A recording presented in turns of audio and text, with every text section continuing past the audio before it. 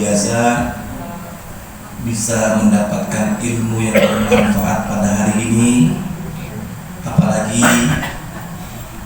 dari guru kita, yakni Habib Agil ini, masya Allah masih bujangan bu.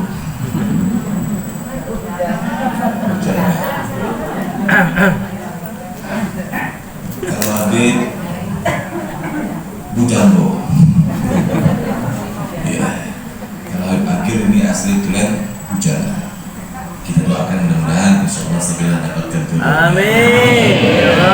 Dan sukses, semakin sukses si ilmunya. Amin. Dan mudah-mudahan insya Allah selalu diberikan keistiqomahannya untuk menyampaikan ilmu-ilmu Nabi Muhammad.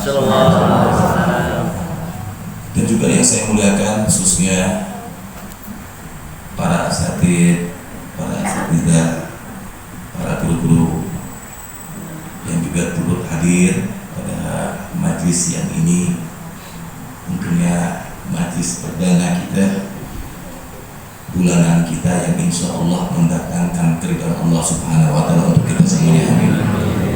Khususnya para guru-guru kita yang hadir, mudah-mudahan yang juga saya tentunya belum bisa menyebutkan namanya, dan mudah-mudahan insya Allah mereka semuanya Allah angkat derajat mereka semuanya. Amin.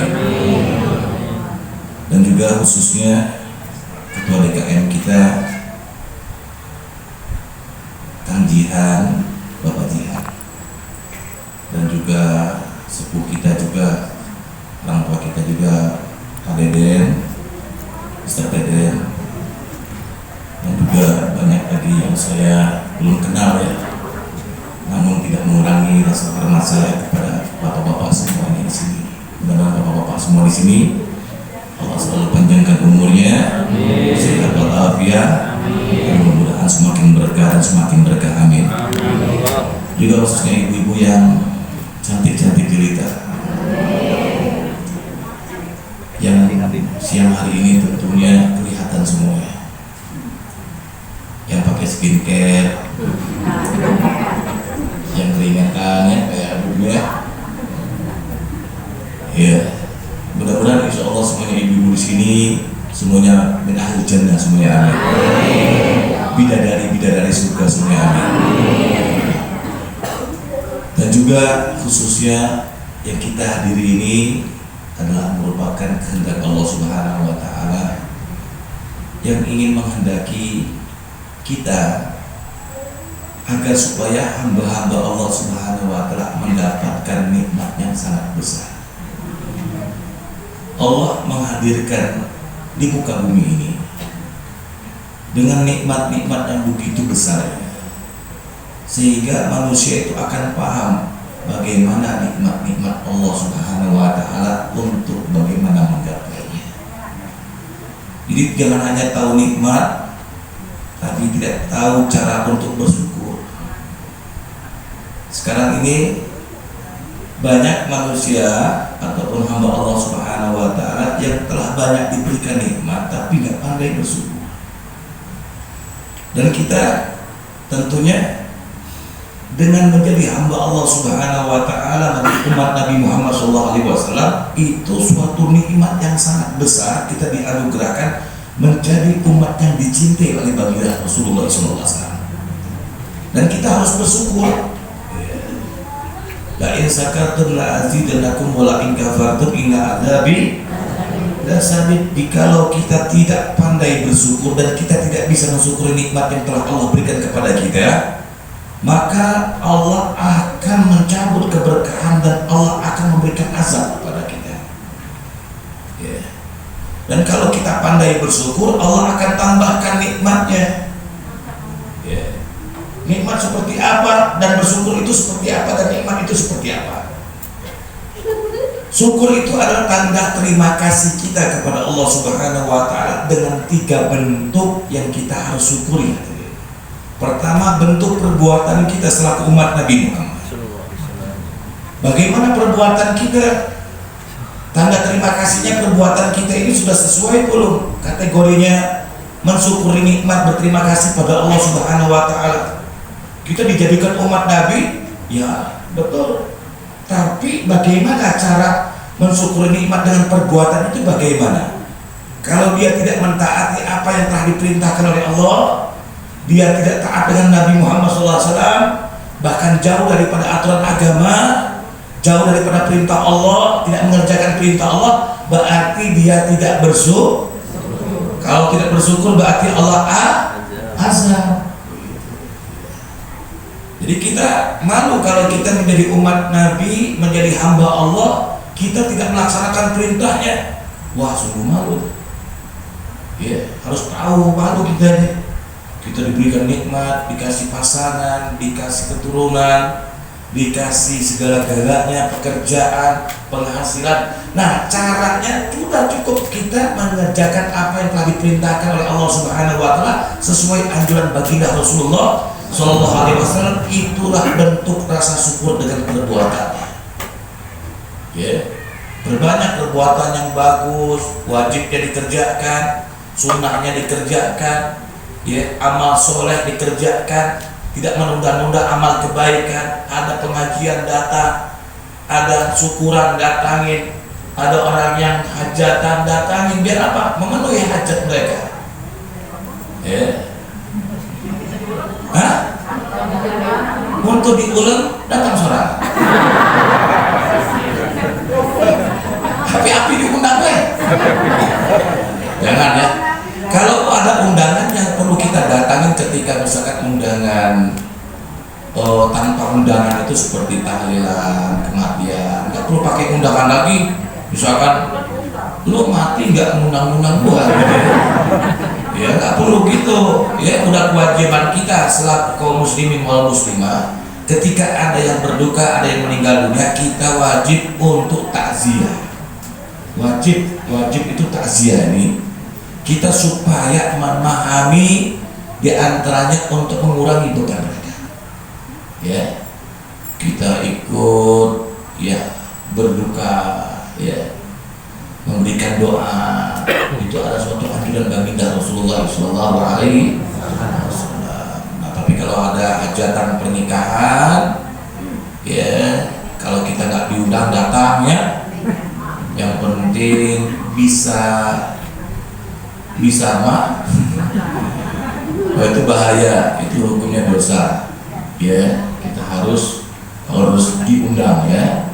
Nah, ya udah nantilah itu mana dibahas nanti pembahasan episode selanjutnya. Nah, ini kita bersyukur dulu dengan perbuatan kita. Kerjakan yang bagus-bagus, itu berarti salah satu tanda syukurnya dengan perbuatan. Yang kedua, kita bisa melakukan tanda bentuk syukurnya dengan lisan kita. Perbanyak lisan-lisan yang bagus, lisan kita perbanyak untuk berzikir pada Allah, lisan kita perbanyak untuk membaca Al-Quran, lisan kita perbanyak untuk membaca maulid, sholawatan, lisan kita berkata yang bagus, ya berarti dia sudah berterima kasih dengan bentuk lisannya. Ya. Kadang lisan gak dijaga, perbuatannya bagus, lisannya nggak dijaga. Wah, perbuatannya masuk Allah getol ibadahnya, tapi pas nyampe ke rumah mulai dia kata-kata yang nggak bagus. Paling ke anak sendiri juga kadang begitu. Berarti dia nggak bersyukur atas nikmat yang telah Allah berikan kepada dia, sehingga ketika dia suatu lisan dia yang berkata sesuatu yang nggak baik, apalagi keturunannya kepada anak-anaknya, ini jadi doa loh, ya belguk pisan, ya bahasa begitu ya, itu nggak bagus, ya harusnya bahasa yang bagus, ya dibalikin, meni bager pisan gitu ya, si bager, si soleh, soleha gitu ya, panggillah kata-kata yang bagus kalau kita marah sama anak-anak kita, ya jangan bahasa binatang dipanggil. Segala ada, ya. Maka ini nantinya anak sesuai karakternya yang nanti telah dipanggil orang tuanya. Pak, kita berbahas sedikit deh, ibu-ibu juga berbapak-bapak. Jangan pernah kita kalau mau marah, Rasulullah SAW mengajarkan supaya kalau misalkan kita untuk memarahi anak kita, cukup kita menepuk kakinya itu dengan memukul pahanya doang. Gak lebih dari itu nggak boleh. Ya, bahkan kita nyibit so. Enjoy langsung ya. Oh, disentil, kadang digaplok, wah itu berarti sudah nggak bersyukur atas apa yang Allah berikan kepada dia. Orang susah nyari buat anak tuh susah Bu ya, sampai program hamil, terus bayi tubang, bayi tabung sampai ratusan juta. Ini kita sudah dikasih keturunan, diceraikan, dimarahin, dipukul. Alhamdulillah ya Allah. Jangan. Kalau marah boleh, tapi sesuai anjuran Nabi Muhammad. Ya. Nah itu dengan cara bentuk lisannya kita, perbanyak hal-hal yang bagus, mengucapkan hal-hal yang bagus. Yang ketiga, cara yang dianjurkan Rasulullah SAW adalah untuk berterima kasih, bersyukur dengan hatinya. Ya, hatinya bagus, nggak goreng hatinya, nggak ada rasa dengki, nggak ada rasa hasud, nggak ada rasa ria, rasa ujub, rasa takabur, rasa sombong, rasa segala-gala yang penyakit hati ini bisa mempengaruhi segala aktivitas ibadah kita. Jadi hati harus dijaga. Ya, hatinya harus betul-betul kita bersyukur dengan hati Allah, segala nikmat ini adalah datang dari Allah. Hati kita betul-betul banget kita perbagusi dengan zikir ya. Zikir tadi perbuatan, zikir segala-galanya, nanti hatinya juga jadi bagus semuanya. Ya. Makanya kalau perbuatannya nggak bagus, lisannya nggak bagus, hatinya juga jadi nanti nggak bagus. Ataupun salah satunya nggak dipakai, misalkan perbuatannya bagus, lisannya nggak bagus, hatinya bagus, ya, salah satunya enggak, itu bisa fatal juga. Jadi semuanya tiga yang harus kita kerjakan, yakni menunjukkan rasa bentuk syukur kita kepada Allah, terima kasih kita kepada Allah, yakni dengan tiga cara ini yang insya Allah menjadikan kita menjadi hamba Allah yang dicintai oleh Allah Subhanahu wa Ta'ala. Kalau sudah Allah cinta, maka Allah akan tambahkan di antara nikmat-nikmat yang besar. Man aslaha bainahu wa bainallah, aslahallahu bainahu wa bainan nas. Barang siapa yang ingin mendapatkan sesuatu kebaikan dari Allah Subhanahu wa Ta'ala, urusannya baik, urusannya gampang, ataupun dimudahkan segala-galanya, maka perbaikilah di antara hubungan kita dengan Allah Subhanahu wa Ta'ala. Maka Allah sendiri yang akan memberikan kebaikan dengan urusan siapa. Allah sendiri yang akan mengatur kebaikan dengan manusia-manusianya. Ingin punya pangkat, ingin punya titel, ingin punya jadi pejabat, ingin jadi wakil gubernur, ingin jadi gubernurnya, ingin jadi DPRD, DPR, benahi dulu di antara hubungan dia dengan Allah, dan dia perbaiki di antara hubungan dia dengan Allah, maka Allah yang akan mengatur kebaikan dia dengan manusia-manusia. Ingat deh, ibu-ibu pengen jadi bagus, jangan jadi mulia, jadi ini, benahi dulu hubungan kita dengan Allah, maka semuanya akan bagus Pak. Ya, kalau sudah bagus, maka Allah akan memberikan sesuatu jalan bagi kita. Jadi alhamdulillah hari ini pun Allah sudah memberikan hasanah yang bagus, kebaikan yang banyak buat kita semuanya. Maka perlu patut kita syukuri. Mudah-mudahan dengan tadi pembacaan tahlil tadi, dan juga kalimat-kalimat zikir, dan juga kita dikasih ilmu-ilmu pejangan dari guru kita Habib Agil Asgab, dan terang saya adalah untuk polesan-polesannya saja, biar ibu semakin istiqomah nantinya, bapak-bapak istiqomah semuanya, amin. Ya, jadi ada 5 cara ya Bu ya, bapak-bapak, ibu-ibu semuanya catat boleh, agar supaya doa kita diijabah, agar doa kita diijabah, dan kadar nilai kita akan menjadi tinggi, kadar nilai kita yang akan Allah berikan pahala yang begitu banyaknya sehingga mengampunkan dosa-dosa kita yang lampau. Yakni ada 5 cara yang harus kita perbaiki agar supaya doa-doa kita diijabah. Yang pertama adalah untuk memperbaiki sholatnya. Siapa yang memperbaiki sholatnya, maka segera apapun urusannya akan dimudahkan oleh Allah dan akan dikabulkan oleh Allah Subhanahu wa Ta'ala. Sebaliknya, barang siapa yang sengaja meninggalkan daripada apa yang diperintahkan oleh Allah dengan sholat 5 waktu yang telah Allah berikan kepada mereka, mereka tidak tunaikan, maka Allah tidak akan mendampangkan urusannya dan akan Allah cabut keberkahannya. Alhamdulillah. Ya, dengerin tuh. Ya, ingin baik-baik. Jadi kalau kita sudah sholatnya sudah mulai kacau, bangun pagi kesiangan, sholat zuhurnya ketinggalan, asarnya kebablasan, maghribnya kemacetan, isyaknya ketiduran, pagi-pagi bikin status, ya Allah rezeki saya lancarkan ya Rob, gelo kata dan nyambung. Doa pengen instan, pengen dikabulkan, tapi dia caranya nggak mau memperbaiki. Berarti sudah sebagian mereka ini sudah mulai hilang akalnya. Udah hilang kalau udah begitu. Terus kalau sudah mulai kebiasaan dia meninggalkan perintah Allah sholat 5 waktu tersebut, udah deh, bakal kacau hidupnya. Ya, mudah-mudahan insya Allah di sini keluarga-keluarga kita khususnya semuanya soleh wa solehah semuanya. Nah, perbaiki kalau ibu pengen bapak-bapak ingin diijabah doa-doanya, ingin diberikan kadar nilai pahala yang besar oleh Allah Subhanahu wa Ta'ala, perbaiki sholat kita. Yang kedua, ulama mengatakan ingin dikabulkan doanya kita, yakni perbaiki hubungan kita dengan orang tua. Ya, bagaimana nih hubungan orang tua kita, jauh enggak? Orang tua kita sering dimarahin enggak? Orang tua kita suka dicarekan enggak? Kadang terbalik, orang tua harusnya marahin kita, ini apa marahin anaknya? Anaknya sekarang ini terbalik zamannya udah. Anak yang marahin orang tua. Ari mama tuh gitu. Gila mama. Oh, sekarang diatur mama harus pakaian begini.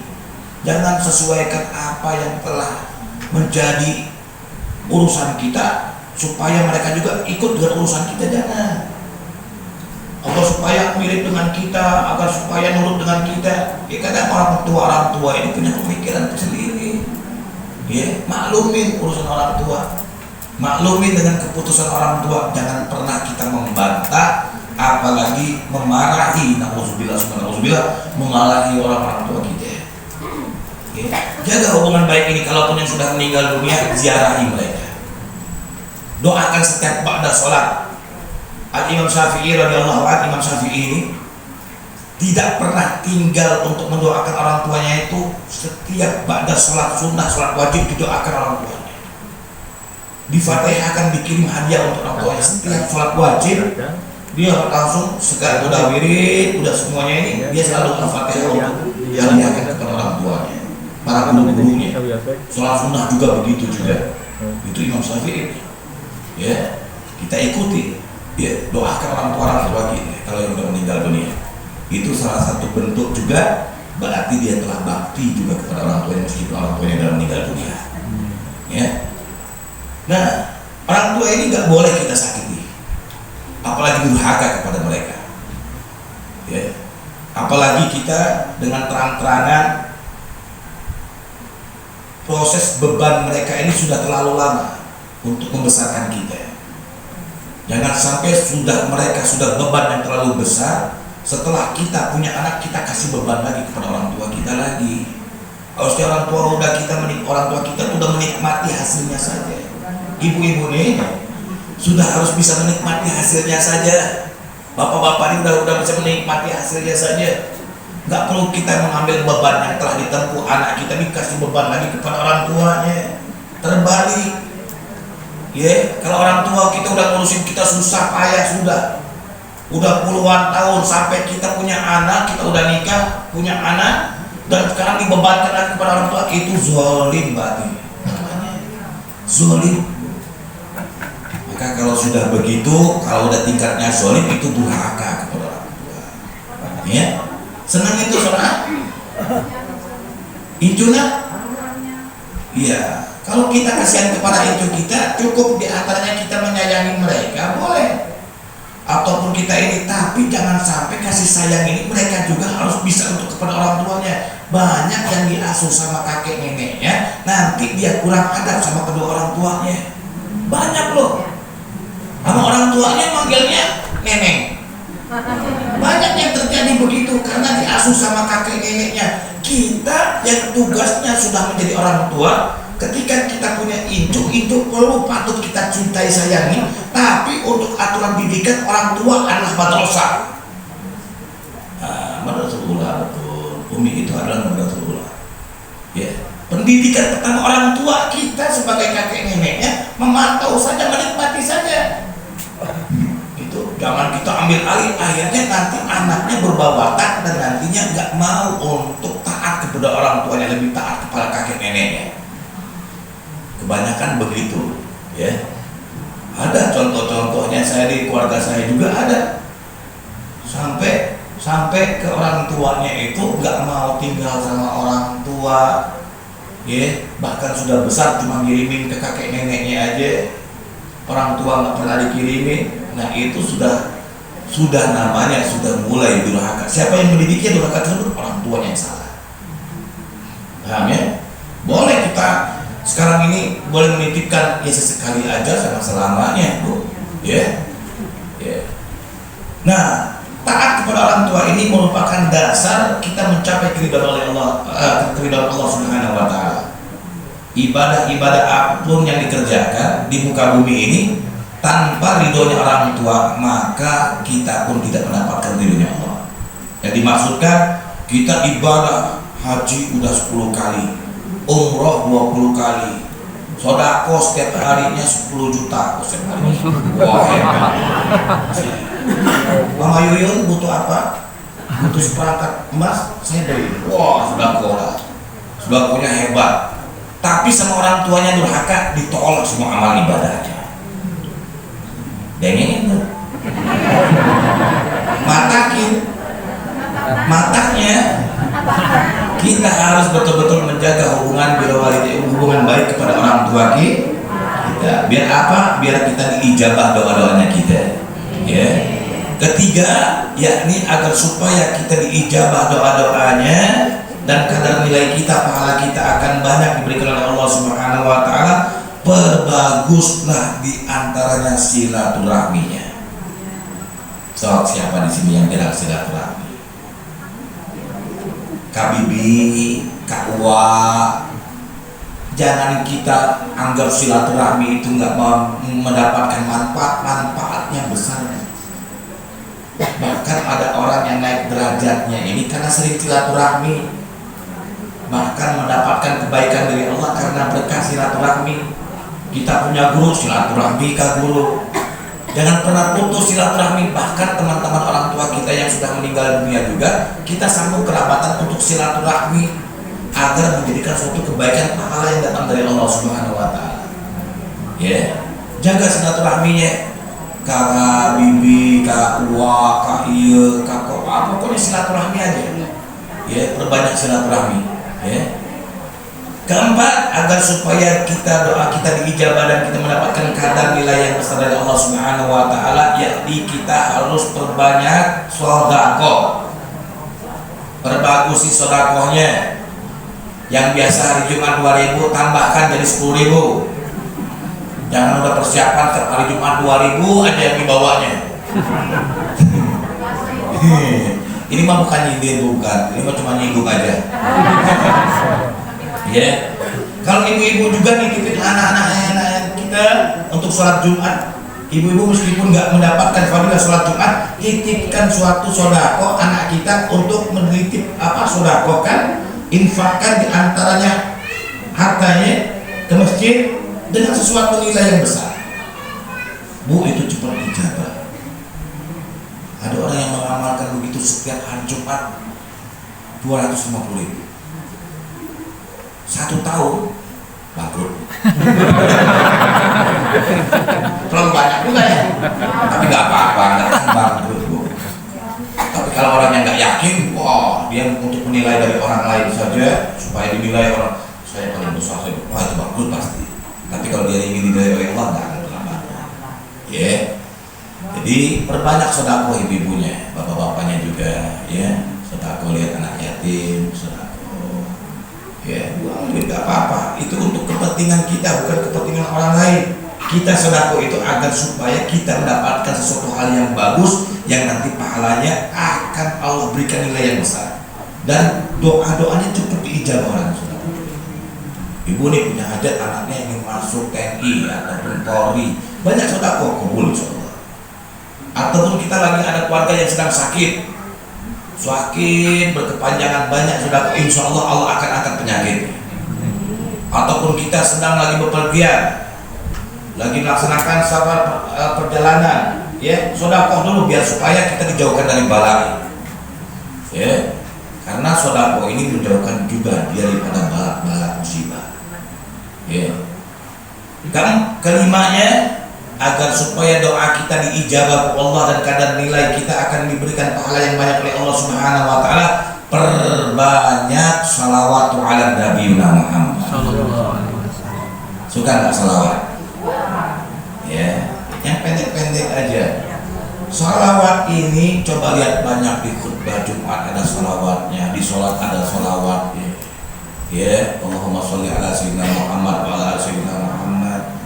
Bahkan Sayyidina daripada Nabi Allah Adam alaihissalam ketika meminang daripada Sayyidatul Haas, daripada Siti Hawa, yakni adalah dengan syaratnya maharnya hanya salawat ala Nabi Muhammad.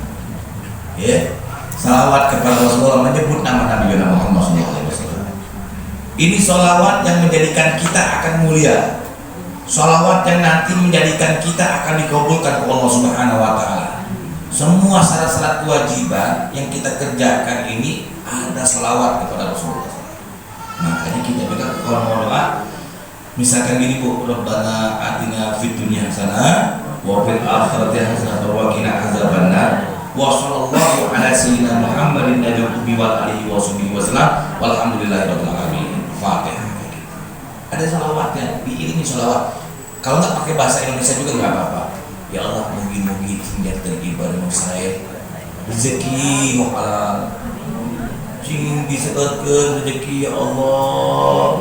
Allahumma sholli ala sayyidina Muhammad wa ala sayyidina. Udah cukup. Diakhiri dengan salawat, diawali juga dengan salawat, bagus lagi.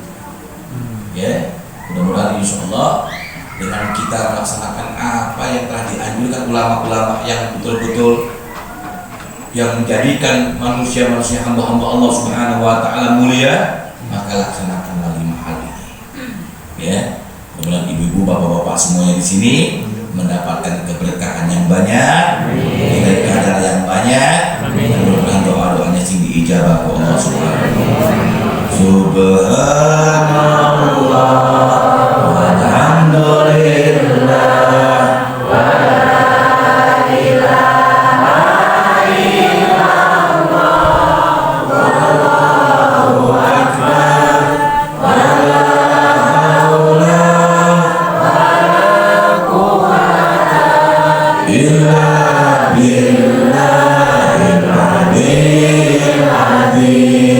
Subhanallah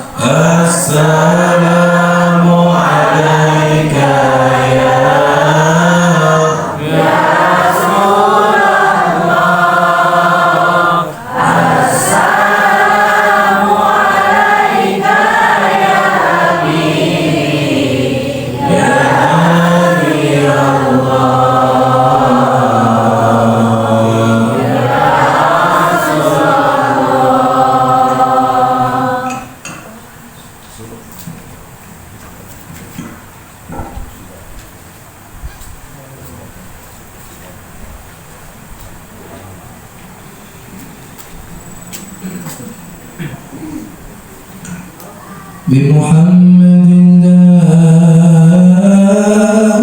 دامت لنا الأفراح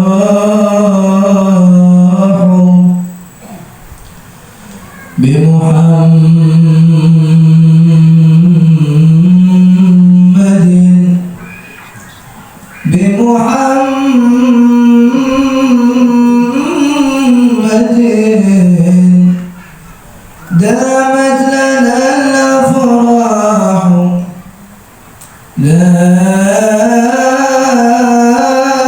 دامت لنا الأفراح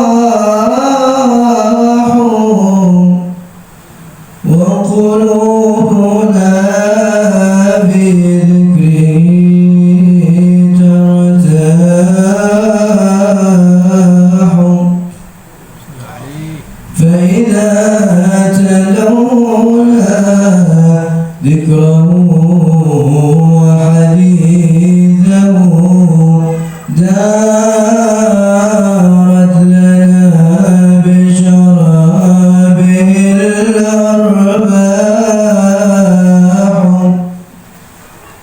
نار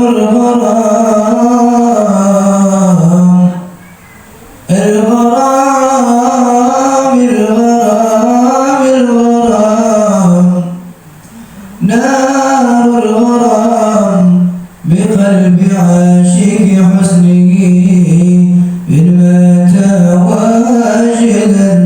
إن مات وجدا إن مات وجدا ما عليه جناه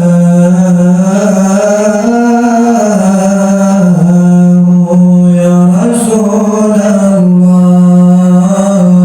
سلام عليك يا رفيع الشان والدرج الفتى يا جيرة العالمين يا أهيل الجود والكرم يا رسول الله سلام عليك يا رفيع الشان والدرج الفتى يا جيرة العالمين يا أهيل الجود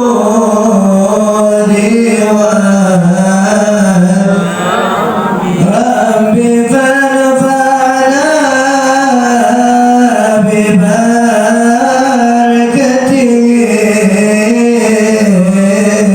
واهدنا الحسنى بحرمته وأمتنا في طريقته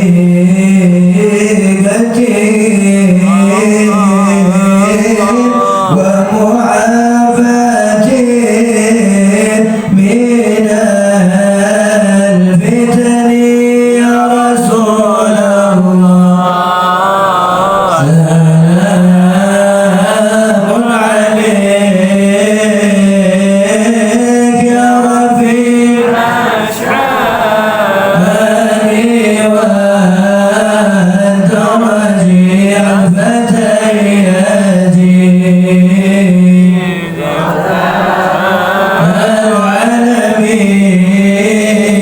العالمين يا أهيل الجود والكرم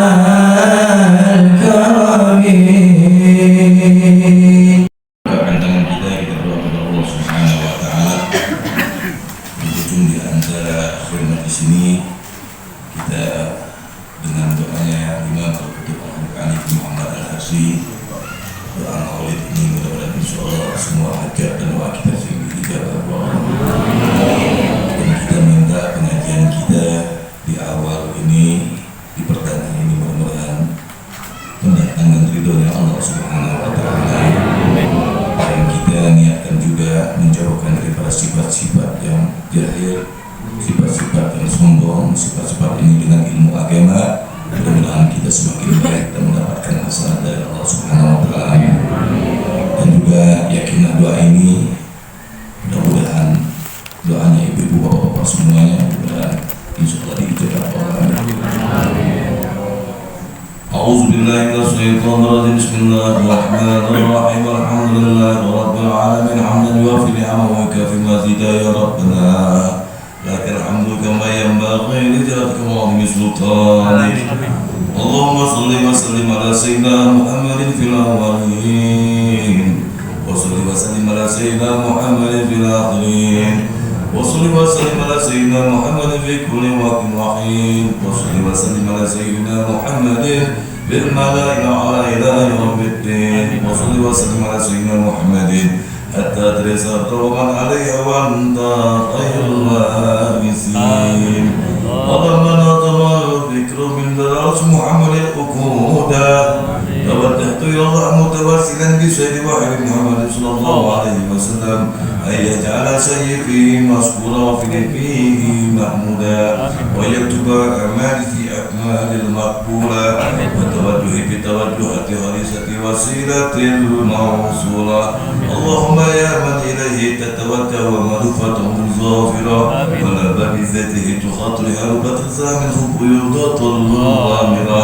نتوجه إليك بأصلاح وسلة سيد المرسلين عبدك الصادق الأمين سيدنا محمد الذي أمت رسالته العالمين أن تصلي وتسلم على تلك الذات الكاملة مستودع أمانتك وحافظ سرك وحامل راية دعواتك الساملة بلا كبار المحبوب الخاص بشرف الأبهار في كل مواطن من مواطن القرب ومزهر قص بلادك في عبادك وساكي كرسي إرسالك لأهل ودادك سيد الكون والصلاة في السكرين العبد المحبوب الخالص المخصوص منك بأجل الخصائص. اللهم صل وسلم عليه وعلى آله وأصحابه ولحضرة ترابه من أحبابه. اللهم إنا نقدم إليك جاز النبي الكريم ونتوسل إليك بإسراف مقامه العظيم أن تلاحظنا في حركاتنا وسكناتنا بعين عنايتك وأن تغزنا بجميع أطوارنا وتقلباتنا بجميع رعايتك وحسن بقايتك وأن تبلغنا من صراط القرب إليك وإلى هذا الحبيب غاية آمالنا وتتقبل منا طهارتنا من نياتنا وأعمالنا وتجعل بحضرات هذا الحبيب من الحاضرين وبطرائق اتباعه من السالكين ولحقك وحقه من المعبدين وليهدك من العابدين. اللهم إنا لنا آتنا برحمتك أصلت فلا تخرمنا وذرنا جميلة هي وسيلتنا إليك فلا تعيبنا. آمنا بك وبرسولك وجعله من الدين وتوجهنا به إليك المستسلمين أن تقبل المذنب منا بالغفران والموصي بالإحسان والسائل بما سأل ومعامل بما أمر وأنت إلى المنصر هذا الحبيب وأزره والأرض وظهره اللهم ببركاته وصفاته أولادنا ووالدينا وعلى كتبنا ووالدينا وجميع المسلمين والمسلمات والمؤمنين والمؤمنات في جميع الجهات والميتة لجميع المنصورة وبعال الإسلام والإيمان بأهلها المعمورة مانا وصورا واكشف اللهم كربة المكروبين واقض المدينين واغفر للمذنبين وتقبل توبة التائبين واصرحمتك على عبادك المؤمنين أجمعين واغفر شر المعتدين والظالمين وافتح عنا بولد الحق بجميع نواحي والأقطار بالخم بتين من عندك ونسقنا المعاندين من المنافقين والكفار واجعلنا يا رب الحاسب من جميع البلايا واجعلنا يا رب الحاسب من جميع البلايا واجعلنا يا رب الحاسب من جميع البلايا وابعد الماك من الذنوب والخطايا ولنبعد بطاعتك واجلب بخدمتك قائمين وإذا توفيتنا توفنا مسلمين مؤمنين واختم لنا منك بخير أجمعين. وصل وسلم على هذا الحبيب المحبوب يا سميع الأرواح والقلوب على آله وصحبه وما إليه منصور واخر دعوانا الحمد لله رب العالمين. سبحان ربك رب العزة عما يصفون وسلام على المرسلين والحمد لله رب العالمين.